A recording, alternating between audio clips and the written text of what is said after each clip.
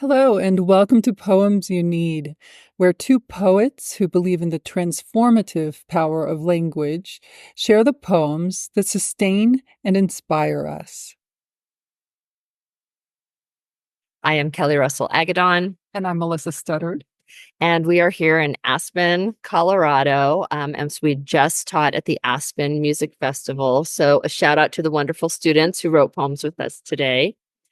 Today we're reading poems by Rick Barrett from his book, Moving the Bones. And the poem I chose, I had the pleasure to hear while teaching at the low-res program at Pacific Lutheran University called the Rainier Writing Workshop, which he is also director of. And this is also the first poem in his book. And I was just so taken by it after he read it, I wanted to share it here.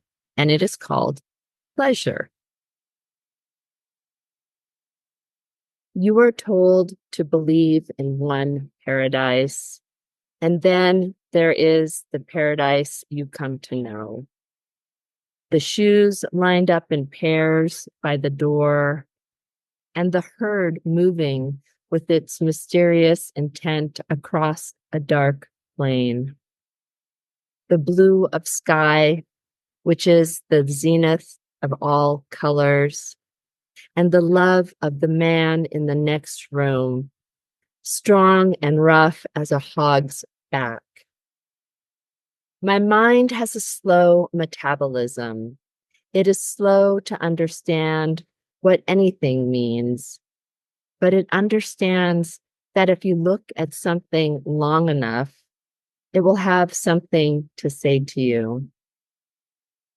The sun that is strangely bright on some day, a poisoned canary, and the crop of winter rocks in the meadow in April. Learning decades later the name of the hospital where you were born, and watching the child eat a mango as though it is time he is eating, time shining on his lips. On fewer days, I agree with the poet's dread of being the wrong person in the right world, and believe in adhesion, in never showing up empty-handed, even if the pleasure I know best is fused with the abject. There is always the other side of the heart and its coaxing. You are here. You can begin again. You can rise.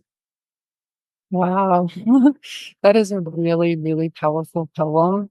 And that ending is so just uplifting, But I love the coupling that happens in the poem. It starts with the two paradises, and then you have the pairs of shoes, and the two sides of the heart at the end. But then in the middle, there's all this other stuff happening that's, like entire herds and all the colors. So it like expands in the middle in this really beautiful way. And there's so many beautiful lines. I love this idea of if you look at something long enough, what was the line? You will find something in it. And then the idea of eating time, like taking these like abstract things and making them, and not just eating it, but you can, see it shining on his lips. And it just, I mean, in some ways, in addition to being so pleasing in the concrete ways that it is, it's also such a deeply philosophical poem. Like what's like how do we consume time, right? And the pleasure, it's just like all throughout here. And like you said, the child eating a mango. And I'm really glad you noticed the couplings, because that is through the poem. And the reason I did choose it was because of that ending. When he read that poem at PLU, I couldn't stop thinking about those final lines. They're really, really beautiful. And I think this poem is one where I feel kind of understood in a way. Like I feel like, oh, finally somebody is saying these things that I didn't know I was thinking, but I was kind of thinking, like being the wrong person in the right world, or any kind of twisting up of that, Right. Well, and it's the poet's dread, of not showing up the way sometimes we want to. It just felt like this poem is just so layered, but it's so well crafted with its imagery that it's like satisfying for me on so many levels. Yeah, like a delicious mango. Yeah. Mango of time. Okay, and I am reading a poem called Moving the Bones. And I was really attracted to this poem because it gains this kind of lyric momentum that's really beautiful, and a way of honoring ancestors and honoring the dead. And I just wanted to mention, as a note, a very important note, that Fiona Bennett, who we featured in our last episode, has passed on since that episode. And so I was also feeling this poem so incredibly deeply, thinking of her as well. Moving the bones. There are too many ancestors, so we are gathering their bones. The poor ones, their graves broken by the roots of trees. The ones whose headstones have been weathered as blank as snowdrifts. We have bought the wide plots, we have built the mausoleum, and now we fill it with the bones.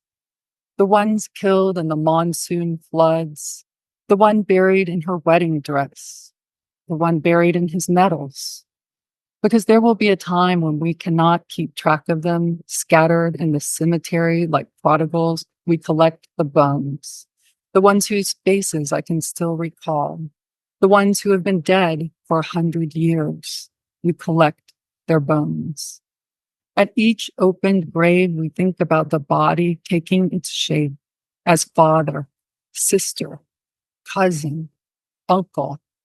We hunger for the story of each figure. We hold the bones, though we know memory is mostly forgetting. Or memory is the sweeper who clears the sidewalk each morning. Or memory is the green. The mausoleum is marble, white as certain roses and shaped like a house. There is room for everyone we will put there. The rich ones, their gravestones glowing with gold paint. The infants with sweet names. We open their graves. We move their bones. Look back far enough, and your family becomes unfamiliar. A circle of people with a fading circumference. When I think of it long enough, home becomes a confusion of birthplace, hometown, country, and nation. We walk through the cemetery, we point to our own, and we gather their bones. Maybe memory is the desperate pharaoh who commands that the things of this life go with him into the next.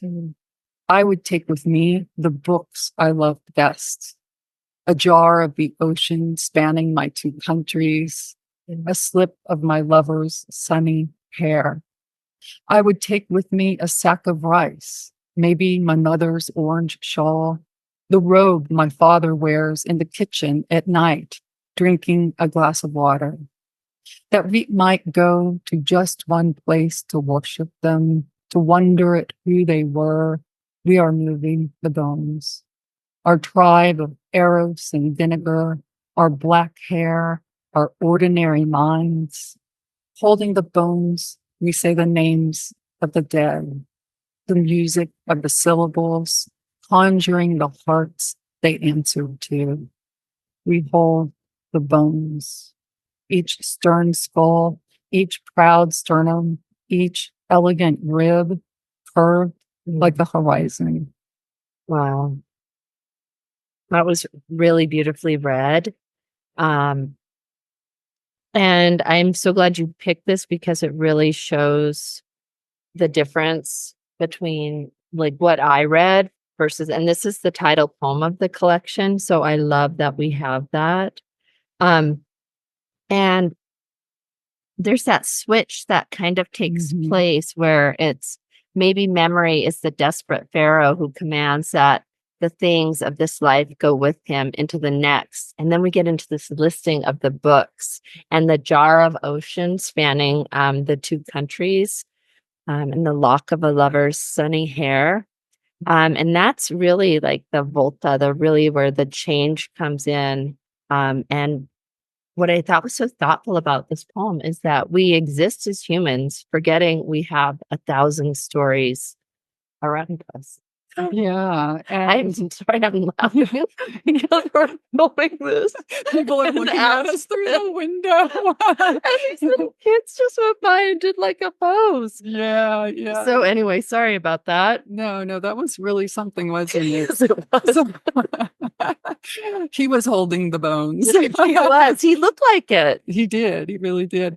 Well, yeah, no, I so agree. I mean, the poem, it's odd in some like really beautiful ways because, death is in some ways a taking away. I mean, in like a really huge way, it's a taking away. But here we're being given everything back in a way, like, the just these sensual details and about the things that he would take with him and the idea of gathering up the actual physical bones. It takes the idea of death out of the realm of something that abstract and just brings it home in a way. I mean, in the ways that he said about relatives and yeah, and that we are all from other people's stories. And it's so easy to just remember ourselves at this moment and feel like there's nothing behind us. But the idea of the metaphor of moving the bones just from one generation to the next, it's a continuum as opposed to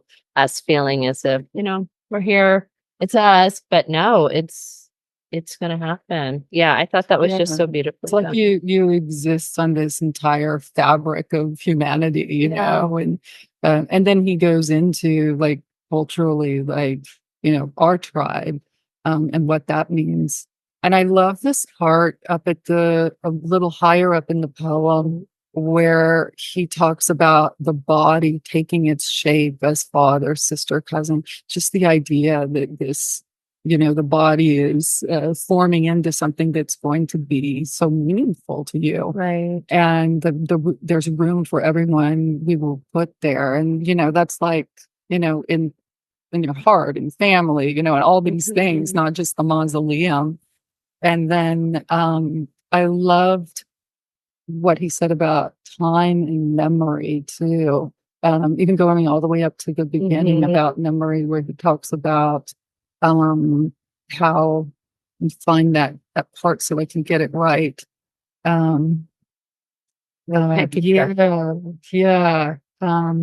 Scattered in cemetery like prodigals. And then but there's something, memory. We know that memory is mostly forgetting. Like that's just the most amazing line. And then he takes that wisdom a step further to making it the sweeper who clears the sidewalk or the broom. And so, yeah, it's just the most stunning metaphor and imagery. And then by bringing it up, we also know that the sweeper is also going to be part of the bones one day. And, the infant with the sweet names, like that was a place where, and he had juxtaposed like the rich before him and then like the infant with the sweet name. So it's just that reminder that nothing will save you. Yeah. I just thought it was such a thoughtful poem. I'm glad you chose that one. Yeah. Thank you. And thanks to Rick for writing it. Yeah. Thanks, Rick. Thank you for celebrating poetry with us today. Information about the poet and works featured can be found on the episode page. And if you enjoyed today's readings, please press the like button and subscribe so not to miss another poem. You can also share the episode with a friend, and we hope you do. Until next time, we wish you beauty, inspiration, and very meaningful days. May you always have the poems you need.